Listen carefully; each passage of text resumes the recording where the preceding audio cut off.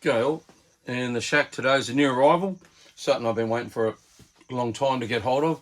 This is a Yaesu FT-102 hybrid radio from back in the 1980s.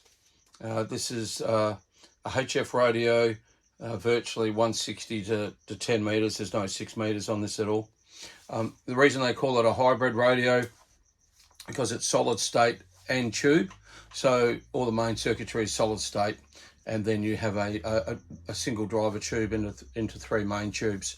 I'm not too sure of the reason why both Kenwood, Yaesu and others went through this hybrid type stage. Maybe it was transitioning to full solid state radios. Maybe it was a cost saving factor at the moment where they probably had a lot of tubes and surplus and everything like that, so they probably used them. But a lot of ham radio guys from back in the day that still use these radios swear by them, whether it's the Kenwood TS530 or the 830 or the Yaesu FT-102. There's a couple of others as well. I think there's a 107 as well. Really glad to get this radio. It's come in really good nick, came in its box with all the documentation, the accessories. It also came with a desk mic, as you can see there. It's a YM38, and really happy to get that. So I'm not going to go through a rundown of how to tune these radios. I'm sure everyone's sort of familiar. There's a fair few videos on YouTube in regards to tuning a hybrid radio or a valve radio. Basically the same as you'd be tuning a valve linear amp or something like that. It's virtually all the same process. Probably a little bit more involved with the radio with notch shift filters, you know, all types of different weird and wonderful things, compression and everything like that. So basically I wanted this radio. I secured a Kenwood TS830 lineup, and I was really impressed with it. I do use it a fair bit when I can, and I thought, well, I'll try and find the Yaesu equivalent, because I'm a bit of a Yaesu person. And so after about a year of looking infrequently, and then people wanted ridiculous prices, and then the ones I saw at reasonable prices were pretty well chewed up and spat out. I thought I'll just wait till I get something decent, and this one came up a couple of weeks ago from a VK in New South Wales, and yeah, it's a good price for a good radio, and that's all you've got to remember these days. You're not going to get too many bargains out there. Most people know what they're worth, and especially these old hybrid radios in this sort of condition are getting harder and harder to get.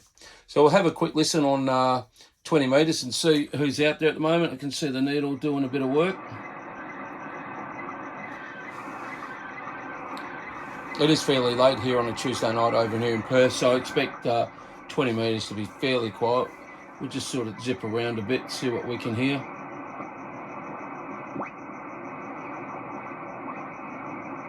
No, there's not too much tonight.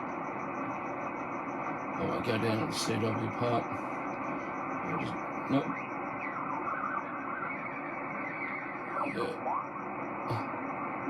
Yeah. Yeah, there's not a lot on. Yeah, it's amazing actually how quiet sometimes HF radio can be until you put a call out. But that's basically the radio. And then tonight, so I got the radio yesterday, and then tonight I put a wanted ad out on local VK Facebook group for a speaker, and I was lucky to go and pick 2 of the speakers up, which are on the left-hand side, which is an SP102, and also the SP102P, which is the phone patch speaker. So I was really lucky to get both of those, and they're both in very good condition. So yeah, that's basically a quick look at the FT102. As I said, I'm not going to go through all the features and everything like that. There's a lot of videos out there on how to tune these radios. There is a tune mode here. Yeah, and you have to go through a process of make sure your plate's right, and then your loading and your drive. Virtually the same as I said, like a linear amp. Make sure your band switch is on, and then you go through, and it usually takes about a minute to get everything right. And then once you get a bit of an idea, you can either make obviously a mental note of where you need to be, or there is in the instruction manual some presets, or You can follow those as a guide, and then once you get your favourite bands and everything like that, you can write down where you need to be in regards to your loading. Obviously your plate on 14, your band selector's on 14 or 20 metres at the moment, and then you go through and just fine tune it. These radios are rated at 100 watts PEP, but apparently they can go up to 200 watts PEP with a bit of fine tuning. But yeah, usually about 120, 130 watts out is usually it's sufficient. It's probably over what you should be doing legally, and plus the fact that you're not cooking the radio, you're not pushing it too hard.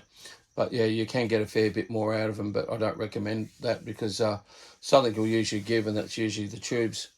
Okay, so that's just a quick look at the Yaesu FT-102 and the speakers that are available infrequently. Yeah, they're getting harder to get, and people want some silly prices for some of this gear now, which is absolutely incredible. It's a bit of a shame actually, but it's a buyer's market sometimes. Okay, I hope you like this one. Like, share, subscribe, and catch you on the next video. 73s.